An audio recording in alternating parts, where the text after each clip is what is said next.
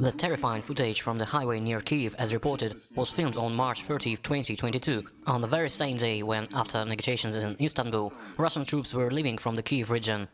There were no point to attacking them, however they were attacked. The captured soldiers were brutally killed. The dying soldiers, abandoned on the road, were shot.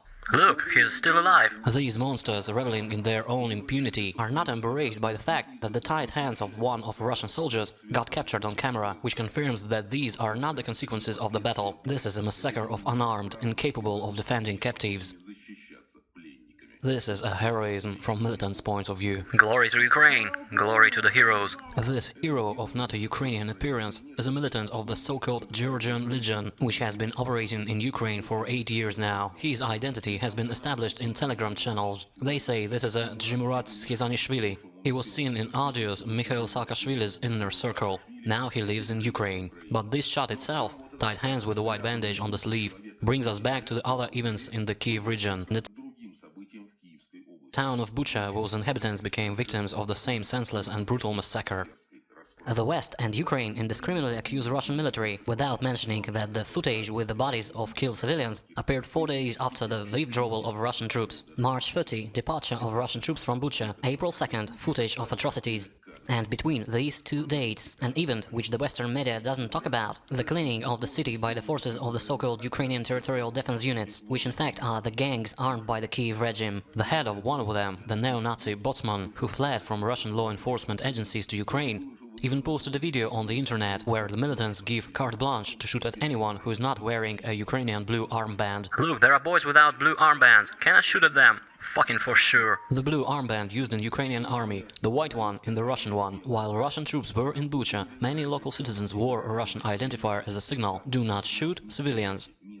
On the video, as of April 2nd, there were quite a few among the killed people who did not remove this identifier on time after the departure of the Russian troops. The body of one of the deceased with the white bandage get carried past Gerashenko, advisor of the head of the Ministry of Internal Affairs of Ukraine, right when he was recording one of his video messages. Apparently, the advisor did not even realize that he himself was undermining the version of Russian soldiers' guiltiness. Further, until April 2nd, no one, neither the Russian military who entered Bucha, nor the townspeople in local chats, nor the mayor even mentioned dozens of bodies of civilians lying on the streets.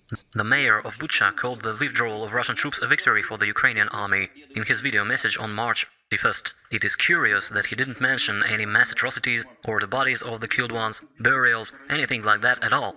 It is hard to imagine that the mayor of the town get about it. He looks happy and smiles. It is hard to imagine that all this happens after a street massacre. To convey the Russian position to journalists in the United Nations, Vasily Nebenzia had to hold a press conference. Britain, which presides over the United Nations Security Council, has twice refused Russia's request to convene an emergency meeting of the Security Council on the events in Bucha. According to Russian permanent representative to the United Nations, this had never happened before. It is unprecedented, unbelievable, unthinkable that we were denied to convening of the Security Council. Although, at the risk of serious consequences on international security issues, Western delegation quite recently successfully convened Security Council meetings on the inaccessibility of education for women in Afghanistan. So you can see for yourself what their priorities are. It is not beneficial for Western countries if Russia convenes the Security Council, as this could destroy the anti-Russian agenda that they are promoting. They use the same tactics of information warfare against Russia, which were used in Syria. No matter what crime the militants committed, no matter what fake staging the White Helmets set up, Damascus was blamed for everything. Or, in the case of Ukraine, Moscow. But there, in Syria, Russians have learned to resist these tactics, calmly and consistently, with facts which sooner or later leave no room for falsification.